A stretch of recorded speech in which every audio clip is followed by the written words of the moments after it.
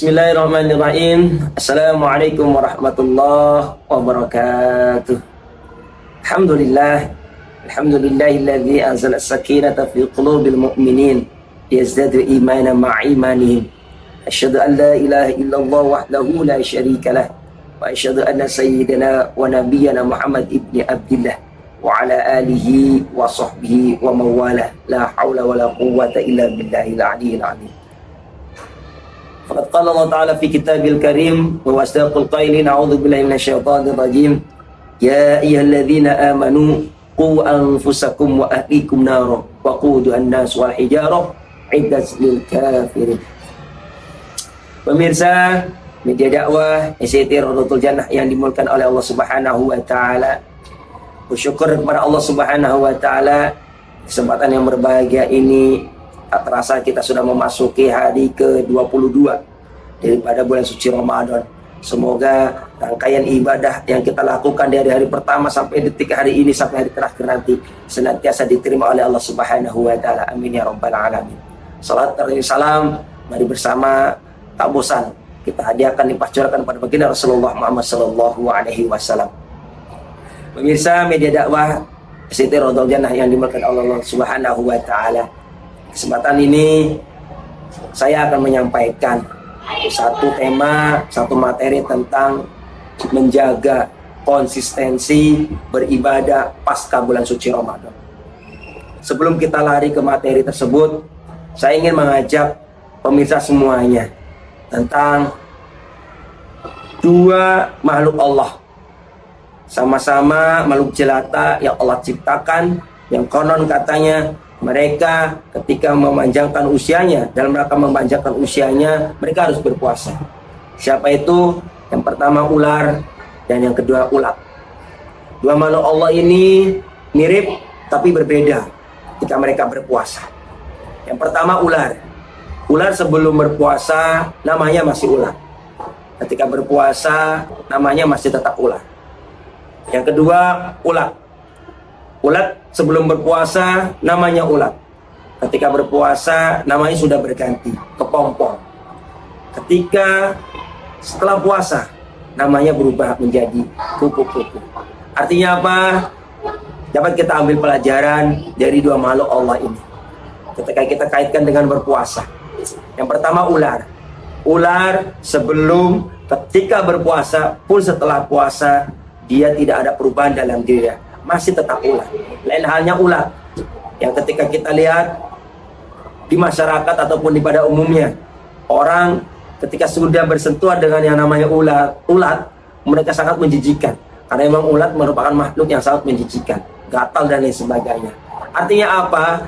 Ketika kita sebelum puasa ya, kita menghadapi Ramadan membawa dosa, salah, luput, dan banyak sekali dosa-dosa yang ada dalam diri kita. Pun begitu ulat, makhluknya sangat menjijikkan, kotor dan lain sebagainya. Ketika ulat itu berpuasa, dia bermetamorfosa menjadi kepompong. Yang kita tahu kulit kepompong sangatlah tebal. Artinya apa? Kulit itu fungsinya adalah menahan. Menahan bagaimana caranya agar ulat ketika berpuasa dia tidak terganggu dari hal-hal yang bisa merusak dirinya dia berpuasa. Artinya apa? Ketika kita ambil pelajaran dalam diri kita ketika kita puasa di bulan suci Ramadan, bagaimana caranya ketika kita memaknai puasa adalah menahan, kita coba menahan diri kita supaya tidak hanya menahan lapar dan dahaga saja, tetapi mampu menahan dari hal-hal yang bisa membatalkan daripada puasa dan keridhaan daripada Allah Subhanahu wa taala. Nah, ketika kita mampu menahan itu, ketika sang ulat, sang kepompong mampu menahan dirinya dari hal-hal yang bisa merusak dirinya, ketika dia lahir, dia akan menjadi kupu-kupu yang sangat indah. Begitu pula ketika manusia, ketika hamba Allah, ketika seorang mukmin berpuasa, mampu menahan dirinya dari hal-hal yang bisa merusak daripada ibadah puasa itu, dia akan terlahir nanti di bulan Syawal menjadi orang-orang yang bertakwa. Pemirsa media dakwah yang dimuliakan Allah Subhanahu wa taala. Lantas hal apa yang perlu kita siapkan ketika kita berpisah daripada bulan suci Ramadan? Setidaknya di kesempatan yang berbahagia ini, di waktu yang terbatas ini, ada 5 perkara yang ingin saya sampaikan. Yang pertama, ketika hal yang perlu kita siapkan adalah tambahkan ilmunya. Artinya apa? Orang ketika beramal, memiliki ilmu, dia akan bersemangat mengamalkannya.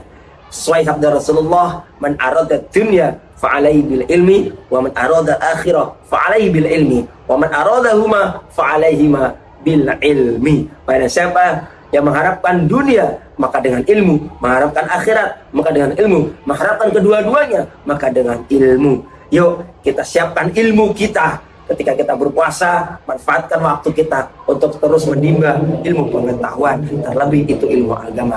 Pemirsa media dakwah yang dimuliakan oleh Allah Subhanahu wa taala, hal yang kedua yang harus kita siapkan agar kita konsistensi ibadah kita di bulan suci Ramadan senantiasa terjaga adalah cari lingkungan yang baik. Sebagaimana Rasulullah SAW mengingatkan kepada kita, seseorang itu baik tidaknya tergantung dia bergaul dengan siapa, tergantung dia bersahabat dengan siapa. Itu hal yang kedua.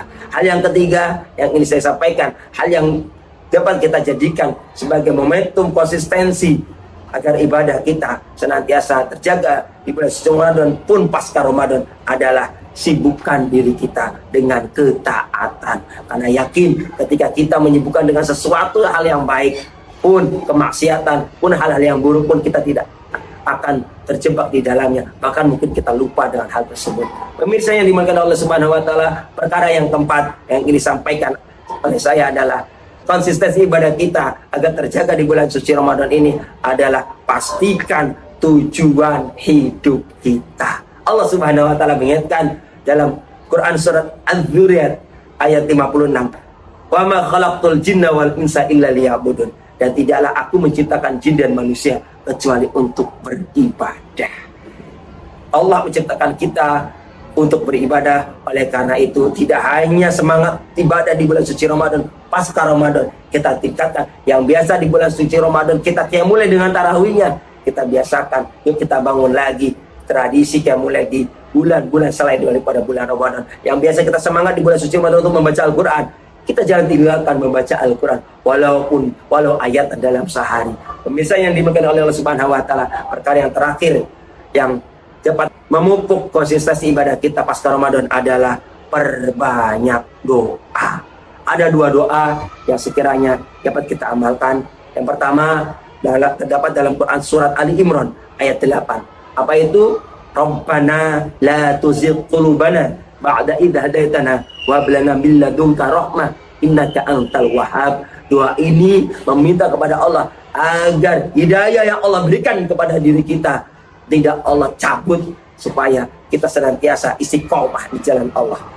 Doa yang kedua yang datang dari Rasulullah SAW yang sering kita baca dalam salat, ya muqallibal qulub tsabbit qalbi ala dinik. Wahai zat yang membolak-balikkan hati, tetapkanlah hati kami dalam agamamu. Masya Allah. Pemirsa yang dimuliakan Allah Subhanahu wa taala, itulah 5 perkara yang semoga dengan 5 perkara ini dapat menjadikan konsistensi ibadah kita pasca Ramadan benar-benar menjadi ibadah yang sempurna, ibadah yang diridhai oleh Allah Subhanahu wa taala. Sekian, wassalamualaikum warahmatullahi wabarakatuh.